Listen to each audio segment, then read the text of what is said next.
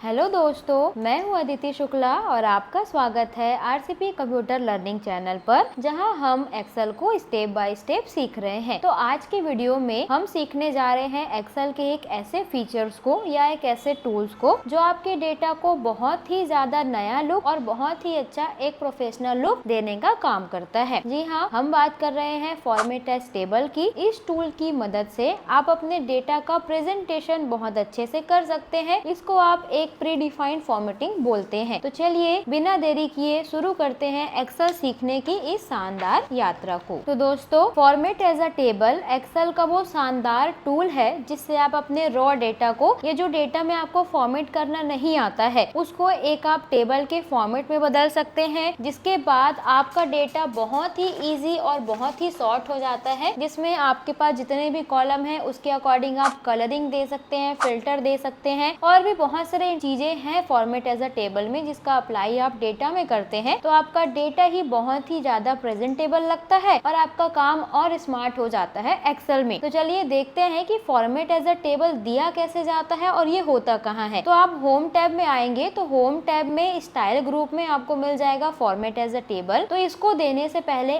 आपको अपने डेटा को सेलेक्ट करना पड़ेगा। तो आप डेटा में कंट्रोल ए से सेलेक्ट करेंगे तो पूरा आपका रॉ डेटा सेलेक्ट हो गया है। अब उसके बाद फॉर्मेट एज टेबल में जाएंगे तो आपको कुछ बहुत सारे अलग अलग टाइप के थीम यहाँ पे मिल जाएंगे। कुछ लाइट थीम है, कुछ डार्क थीम है। तो आपको जो भी थीम अच्छा लगता है या आपको जो भी अप्लाई करना है वो आप क्लिक करके अप्लाई यहाँ पे कर सकते हैं। अब जैसे ही हम क्रिएट टेबल में क्लिक करेंगे तो यहाँ पे ऑप्शन आएगा my table as a header. मतलब हमने जो हेडिंग बनाया है invoice bill customer name product का, इसी को ही हेडिंग हमको लेना है, कोई अलग से हेडर हमको नहीं जनरेट करना है। तो हम इसे रखेंगे माई हेडर एज अ टेबल। तो आपका जो डेटा है वो तुरंत से आपके टेबल में कन्वर्ट हो जाएगा। अगर इसी को आपको शॉर्टकट से देना है तो पहले टेबल को कंट्रोल ए से सेलेक्ट करेंगे, उसके बाद कंट्रोल टी जैसे आप प्रेस करेंगे तो क्रिएट टेबल खुल जाएगा। फिर आप ओके करेंगे तो आपका जो डेटा था वो टेबल फॉर्मेट में देखिए प्री डिफाइंड फॉर्मेटिंग के साथ कन्वर्ट हो गया है, जिसमें हेडिंग्स में भी बहुत अच्छा फॉर्मेटिंग आ गया है, रो में भी आ गया है, कॉलम्स में भी आ गया है। तो इसके साथ ही आपका जो डेटा है वो बहुत ही स्मार्ट हो जाएगा और साथ ही प्री डिफाइंड फॉर्मेटिंग से आपका डेटा बहुत ही ज्यादा प्रेजेंटेबल लगता है। तो फॉर्मेट एज अ टेबल जैसे ही हम अप्लाई करते हैं, टेबल के साथ साथ एक नया टैब खुल जाता है जिसे एडिशनल टैब बोलते हैं। जैसा कि आपने आगे पढ़ोगे आप लोग कि बहुत सारा टैब आगे खुलते जाएगा फंक्शन के साथ में। तो ये होम टैब का पहला टैब है जो आपके टेबल के साथ में खुलता है। तो आप लास्ट में आएंगे व्यू डेवलपर के लास्ट में, तो आपको टेबल डिजाइन टूल्स करके टेबल टूल्स का एक आपको टैब मिलेगा। इसी से ही हम अपने टेबल की जो फॉर्मेटिंग है या कुछ चेंजेस है वो हम कर सकते हैं। तो चलिए देखते हैं कि इसमें सबसे पहला क्या आता है। तो सबसे पहले आप आएंगे तो टेबल प्रॉपर्टीज मिलता है। जो आपको किसी में भी काम करेंगे टेबल में तो हमेशा प्रॉपर्टी पहले सेट करना होता है, जिसमें टेबल का नाम दिया हुआ है टेबल 2 करके। अब यहाँ पे हमने दूसरी बार टेबल दिया है तो यहाँ पर टेबल 2 आ रहा है। पहली बार देते हैं तो टेबल 1 आता है। तो आप इसके नाम को जो भी नाम से रखना चाहते हैं अपने अकॉर्डिंग, आप रिपोर्ट के, सेल्स रिपोर्ट से, परचेस रिपोर्ट से, या जो भी XYZ आपको नाम देना है वो आप यहाँ पर अपने टेबल को नाम दे करके रख सकते हैं। उसके बाद यहाँ पे आपको मिल जाएगा रीसाइज टेबल। रीसाइज टेबल का मतलब ये होता है कि आपने जो एरिया सेलेक्ट किया है क्या उससे कम एरिया लेना है या कुछ एरिया ऐसे हैं जो छूट गए हैं आप फिर से लेना चाहते हैं, तो उसके लिए हम रीसाइज टेबल का यूज करते हैं। अगर आप बिगनर्स हैं तो ये छोटी छोटी चीजें आपको काम करने में स्मार्ट बनाएगी, तो इसे सभी ध्यान से देखिएगा और समझिएगा। तो यहाँ पर जैसे ही आप टेबल के रीसाइज में जाएंगे तो लोकेशन रेंज आपको बताएगा। अब मुझे इनवॉइस को नहीं लेना है, मान लेते हैं इनवॉइस कॉलम को ना लेकर के सिर्फ यहाँ से प्राइस तक के कॉलम को लेना है। ओके करेंगे तो बाकी देखिए टेबल के फॉर्मेट से हट गया। अब ओनली इतना डेटा हमारे टेबल फॉर्मेट में कन्वर्ट हो गया। पूरे को लेना है तो यहाँ पर जाएंगे रीसाइज टेबल में और पूरा रेंज सेलेक्ट करेंगे। कुछ एक्स्ट्रा भी लेना है तो ऐसे आप सेलेक्ट करेंगे तो उस एक्स्ट्रा एरिया पे भी आपका टेबल अप्लाई हो जाएगा। तो इस टाइप से आप टेबल दे सकते हैं। टूल्स में आएंगे तो सबसे पहले आपको मिलता है समराइज विद पायो टेबल। तो इसे हम अभी यहाँ पर यूज नहीं करेंगे, इसका हम सीरीज जो चला रहे हैं एक्सेल का, तो जब हम पायो टेबल के सीरीज में आएंगे तब इसका यूज मैं आपको बहुत अच्छे से बताने वाली हूँ। तो अभी हम देखते हैं रिमूव डुप्लीकेट। टेबल में रिमूव डुप्लीकेट का काम बहुत ज्यादा होता है। जैसे कि यहाँ पर देखिए कुछ प्रोडक्ट्स होंगे जो बार बार रिपीट हुए होंगे, कुछ यूनिक नहीं होते हैं। जैसे यहाँ पर कैश, UPI कैश, ये बार बार रिपीट हुआ है। तो कुछ कॉलम में कुछ प्रोडक्ट ऐसे होते हैं जो बार बार आते हैं। तो अगर आपको यूनिक यूनिक प्रोडक्ट बस डेटा में रखना है, बाकी सब डेटा से हटा देना है। तो उसके लिए हम क्या करेंगे, यहाँ पर जाएंगे रिमूव डुप्लीकेट में, तो हमने जितना कॉलम्स बनाए हैं वो सभी शो करेंगे। अगर आपको सभी कॉलम से करना है तो सेलेक्ट ऑल पे आप रखेंगे, लेकिन अगर अनसेलेक्ट पहले करेंगे। अब मान लेते हैं कि मुझे कैटेगरी वाइज करना है, तो कैटेगरी में जैसे ही हम क्लिक करके ओके करेंगे तो उसमें आपको बताएगा कि टोटल आपका 10 डुप्लीकेट डेटा था और 3 बस यूनिक था। तो यहाँ से मोबाइल, वॉशिंग मशीन और मिक्सर ग्राइंडर, ये चीजें यूनिक थी तो ये निकल करके आ जाएगा। तो ऐसे आप उसे डुप्लीकेट कर सकते हैं। अगर हम यहाँ पर पेमेंट मोड को करना चाहते हैं तो फिर से डुप्लीकेट में जाएंगे और यहाँ पर सेलेक्ट सभी कॉलम हो रहा है तो अनसेलेक्ट करेंगे। अब मुझे पेमेंट मोड से करना है तो पेमेंट मोड में क्लिक करेंगे और ओके करेंगे। तो यहाँ पर 10 डुप्लीकेट था, 3 यूनिक था। अब 3 यूनिक इसलिए था क्योंकि हम कैटेगरी वाइज ही डेटा को ये कैलकुलेट कर रहा है। अगर आप डेटा बनाते हैं तो इसमें आपका कैश, यूपीआई और कार्ड, 3 चीजें यहाँ रह गया और बाकी जो फिर से रिपीट हुआ था जैसे कैश, यूपीआई, कार्ड, वो चीजें आपकी 10 बार आई थी तो वो आपका डिलीट हो जाएगा। तो इस टाइप से आप रिमूव डुप्लीकेट कर सकते हैं। वापस लाना है तो कंट्रोल जेड करेंगे तो जो भी डिलीट हुआ था वो वापस आ जाएगा। उसके बाद टेबल का एक बहुत ही खास चीजें है जो है इंसर्ट स्लाइसर। ये स्लाइसर पूरे आपके एक्सेल के काम को बहुत ही इजी बना देता है। जैसे हमने पिछले वीडियो में सॉर्ट एंड फिल्टर पढ़ा था, अगर आपने वो वीडियो देखा होगा तो आपको समझ आया होगा कि फिल्टर लगाना थोड़ा सा क्रिटिकल है। पहले आप जाएंगे, हेडिंग को सेलेक्ट करेंगे, फिर फिल्टर लगाएंगे, फिर अलग अलग कॉलम्स में फिल्टर लगाएंगे, तो वो चीजें में प्रोसेस थोड़ा लंबा हो जाता है। तो उसके लिए अगर एडवांस वर्जन में आप काम कर रहे हैं तो आपको ये जो इंसर्ट स्लाइसर है वो बहुत ज्यादा यूज करेगा। ये आपको टेबल में हो गया, पायो टेबल में हो गया, या आगे बड़े से बड़े अगर आप डेटा भी बनाते हैं तो इंसर्ट स्लाइसर बहुत ही हेल्पफुल आपको रहेगा आपके डेटा को एनालाइज करके, समराइज करके शो करने के लिए। जैसे देखिए हमने टेबल बनाया है तो यहाँ पर सभी के हेडिंग में एक आपका ड्रॉप डाउन का लिस्ट बटन बन गया है। अब अगर जैसे मुझे इसे असेंडिंग और डिसेंडिंग पे करना है या सभी का डेटा नहीं देखना है, मुझे कैटेगरी वाइज कुछ प्रोडक्ट का डेटा देखना है। जैसे मैंने यहाँ पर क्लिक किया, अनसेलेक्ट करके इलेक्ट्रॉनिक को क्लिक किया और ओके करेंगे तो उसका डेटा शो कर रहा है। देन उसके बाद मुझे उसमें से सभी का नहीं देखना है, सिर्फ कैश का डेटा देखना है, तो यहाँ पर जा करके कैश को फिल्टर करेंगे तो ये डेटा आपको शो करेगा। तो इससे क्या हो रहा है, अलग अलग कॉलम में फिल्टर हमको बार बार करना पड़ रहा है। तो हम क्या करेंगे, डेटा को टेबल में कन्वर्ट करेंगे। उसके बाद इंसर्ट स्लाइसर में क्लिक करेंगे तो स्लाइसर के सभी कॉलम आपके पास आ जाएंगे। मुझे जैसे लेना है कैटेगरी वाइज, उसके बाद पेमेंट मोड के अकॉर्डिंग तो पेमेंट मोड ले लेंगे। आपको और एक आध कुछ कॉलम लेना है, जैसे कस्टमर नेम लेना है तो वो ले लेंगे। फिर ओके करेंगे तो 3 स्लाइसर हमारे पास यहाँ पे बन जाएंगे। तो ये एक शेप के फॉर्मेट में ही आता है तो आप इसे अरेंज करके यहाँ पर रख सकते हैं। अब देखिए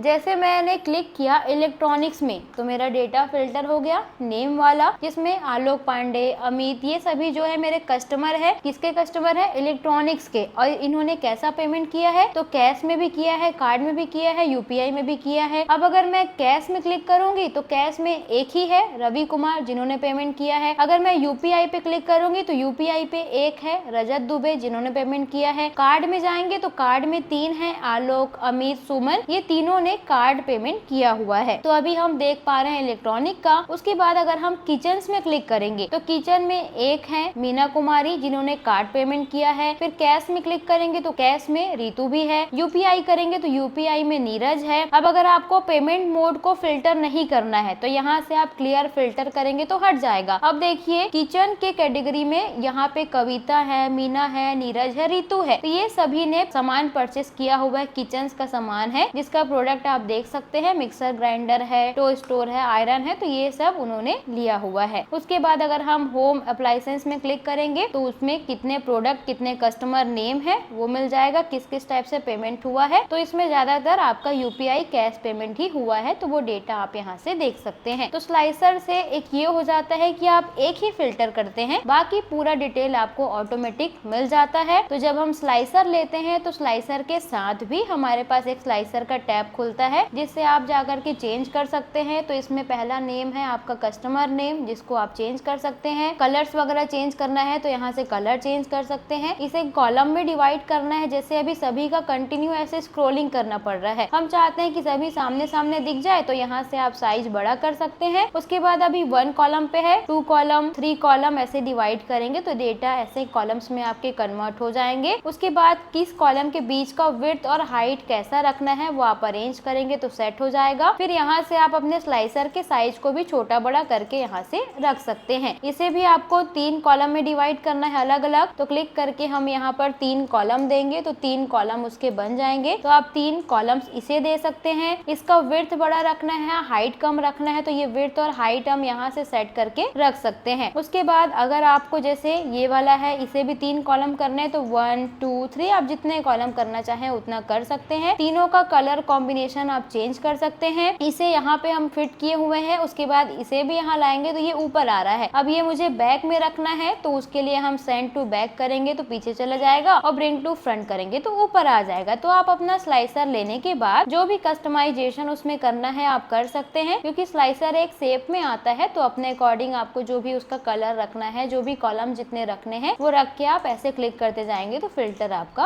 होते जाएगा, जिससे आपको अलग अलग कॉलम में जा करके बार बार फिल्टर नहीं करना पड़ेगा। एक बार आप क्लिक करेंगे तो बाकी डिटेल्स आपको खुद से ही मिलते जाएगा। उसके बाद हटाना है फिल्टर तो क्लियर करेंगे तो हट जाएगा। इसे भी हटाना है तो क्लियर करेंगे तो हट जाएगा। अब ये स्लाइसर ही नहीं चाहिए तो कीबोर्ड में डिलीट बटन को प्रेस करेंगे तो स्लाइसर आपका एक बार में ही यहाँ से हट जाता है। तो ऐसे आप स्लाइसर ले सकते हैं। स्लाइसर बहुत ही यूजफुल है आपके डेटा के लिए। उसके बाद आते हैं हम एक्सटर्नल टेबल डाटा में। तो ये अभी मैं नहीं बताऊंगी आपको क्योंकि अभी आप एकदम बेसिक से सीख रहे हैं, तो ये एक्सपोर्ट इंपोर्ट का डेटा अभी नहीं समझ आएगा आपको। जब आप आगे सीरीज के वीडियो देखेंगे तो पूरा चीजें आपको स्टेप बाय स्टेप में बताने वाली हूँ। तो अब हम आ जाते हैं सबसे पहले टेबल स्टाइल ऑप्शन में। तो यहाँ पर पहले है हेडर रो। हेडर रो मतलब एक जो हमने टेबल का फॉर्मेटिंग दिया है उसमें ब्लू कलर का हेडर है, टेबल स्टाइल मीडियम 2 लगा हुआ है। तो ये जो फॉर्मेटिंग है उसी फॉर्मेटिंग का जो अरेंजमेंट है वो हम टेबल स्टाइल ऑप्शन से करते हैं। जैसे हेडर रो है, अगर हेडर रो को अभी वो टिक पे लगा हुआ है, अगर हम अनचेक करेंगे तो देखिए हेडर हमारा गायब हो रहा है। तो ऐसे आप हेडर रो रख सकते हैं, हाइड कर सकते हैं। बैंडेड रो, तभी यहाँ पर डेटा में बैंडेड रो में ऐसे कलर आ रहे हैं वो आप ऐसे नॉर्मली भी रख सकते हैं। अगर आप चाहते हैं कि फर्स्ट कॉलम आपका डार्क हो जाए तो फर्स्ट कॉलम को डार्क कर सकते हैं, ऐसे थोड़ा सा बोल्ड हो जाएगा। लास्ट कॉलम करेंगे तो लास्ट कॉलम भी बोल्ड हो जाएगा। उसके बाद बैंडेड कॉलम करेंगे तो कॉलम भी कुछ इस टाइप से बैंडेड आपका हो जाता है। उसके बाद अगर आप यहाँ से क्या करना चाहते हैं, फिल्टर बटन ऑफ करना चाहते हैं तो यहाँ पे क्लिक करेंगे तो फिल्टर बटन आपका ऑफ हो जाएगा। उसके बाद आप चाहते हैं कि आपका क्वांटिटी, प्राइस और अमाउंट का सभी का टोटल आपको नीचे में पता चलते रहे तो आपको कुछ भी फॉर्मूला एक्स्ट्रा नहीं लगाना है। बस आप यहाँ पर टोटल रो में क्लिक करेंगे तो ये बिना फॉर्मूला लगाए भी आप डायरेक्टली टोटल निकाल सकते हैं। तो यहाँ पर डेटा आपका आ जाएगा। अगर टेक्स्ट है तो वो 13 काउंट कर रहा है क्योंकि उसमें आपका काउंटा का फॉर्मूला लगा हुआ है, तो जितने सेल में डेटा है उसे वो काउंट करके बता रहा है। अगर आपको वैल्यू को करना है तो यहाँ पे क्लिक करेंगे तो देखिए एक फिल्टर बन गया। अब इसके अंदर होता है सब टोटल का फॉर्मूला और सब टोटल के फॉर्मूला का कौन सा फंक्शन आपको लेना है। अगर आपने हमारा ऑटो सम का वीडियो देखा होगा तो आपको बेसिक फॉर्मूला लगाना आता होगा और मीनिंग्स पता होंगे। तो जैसे हमें सम करना है, ये सभी के अमाउंट को टोटल करना है तो सम में क्लिक करेंगे तो डेटा आ जाएगा। उसके बाद यहाँ पर प्राइस निकालना है, सभी का सम करना है, प्राइस को भी टोटल करना है तो सम करेंगे तो प्राइस टोटल आ जाएगा। फिर क्वांटिटी टोटल करना है तो क्वांटिटी टोटल भी आप वहाँ पे कर सकते हैं। तो ये डेटा को टोटल करने के लिए बहुत ही इजी हो जाता है। अगर आप इधर डेटा में फिल्टर भी करेंगे ना तो ये चेंज होता रहेगा। देखिए स्लाइसर बनाते हैं और स्लाइसर बना करके हम जाते हैं प्रोडक्ट में, ओके करेंगे। अब जैसे मुझे देखना है एसी का टोटल कितना है तो एसी पे क्लिक करेंगे तो एसी एक ही क्वांटिटी में है, उसका प्राइस टोटल यहाँ पे आ गया है 30,000, उसका अमाउंट टोटल आ गया है। यहाँ पे आपको देखना है आयरन का, तो आयरन टोटल 2 क्वांटिटी में है, 1800 प्राइस है तो 2 का हो गया 3600। एलईडी टीवी करेंगे तो उसका आ जाएगा। यहाँ से आप करेंगे माइक्रोवेव तो उसका आ जाएगा। तो सब टोटल का मतलब यही होता है कि आपका डेटा जैसे आप फिल्टर करते हैं तब भी नीचे क्वांटिटी चेंज होता रहे, इसीलिए टोटल रो का यूज करते हैं। अगर हम इसे हटा देंगे तो वो हट जाएगा, आप ऑन करके रखेंगे तो डेटा आपका एग्जैक्ट डेटा आपको शो करेगा, जो भी डेटा आप उसमें देखना चाहते हैं। तो इसके लिए यूज करते हैं हम इस टोटल रो का। अगर आपको अमाउंट निकालना नहीं आता है डेटा का तो वो भी आप एक फॉर्मूला लगा करके निकाल सकते हैं। हमें क्या करना है, जहाँ पे अमाउंट निकालना है तो यहाँ पे इक्वल करेंगे, प्रोडक्ट का फॉर्मूला अप्लाई करेंगे तो ये प्रोडक्ट ऊपर आ गया। अब या तो आप डबल क्लिक करके ब्रैकेट ओपन कर सकते हैं या तो आप टैब प्रेस करेंगे तो ब्रैकेट ओपन हो जाएगा। अब इसमें आपको देना है क्वांटिटी, कॉमा करना है, उसके बाद प्राइस को देना है। तो यहाँ पर देखिए आपको बता रहे हैं प्रोडक्ट @ क्वांटिटी और @ आपका यूनिट प्राइस। क्योंकि ये आपका टेबल फॉर्मेट में है तो कॉलम के हेडर नेम को वो ले रहा है। अब देखिए जैसे ही एंटर किए तो ऑटोमेटिक आंसर आपको मिल गया। यहाँ पर देखिए अभी हमने फॉर्मूला लगाया है जस्ट, और लगाने के बाद जैसे आप यहाँ पर फॉर्मूला लगाएंगे, पहले इक्वल करेंगे, प्रोडक्ट का फॉर्मूला आप यहाँ से दे देंगे जो भी आपको देखना है। तो प्रोडक्ट हम दिए, उसके बाद क्वांटिटी कॉमा करेंगे, फिर प्राइस के सेल को ले लेंगे और ब्रैकेट क्लोज करके जैसे ही एंटर हम प्रेस करेंगे तो बाकी सब का टोटल ऑटोमेटिक देखिए निकल करके आ जाएगा। तो इस टाइप से आप डेटा का टोटल निकाल सकते हैं, प्रोडक्ट से निकाल सकते हैं। तो ये टेबल का यूज आप यहाँ पर करेंगे। उसके बाद पूरा चीजें चेंज करने के बाद आपको टेबल को नॉर्मल रेंज में कन्वर्ट करना है, वैल्यू रेंज में करना है कि अब कोई चेंज नहीं करना है हमको टेबल में। तो यहाँ से जा करके कन्वर्ट टू रेंज करेंगे,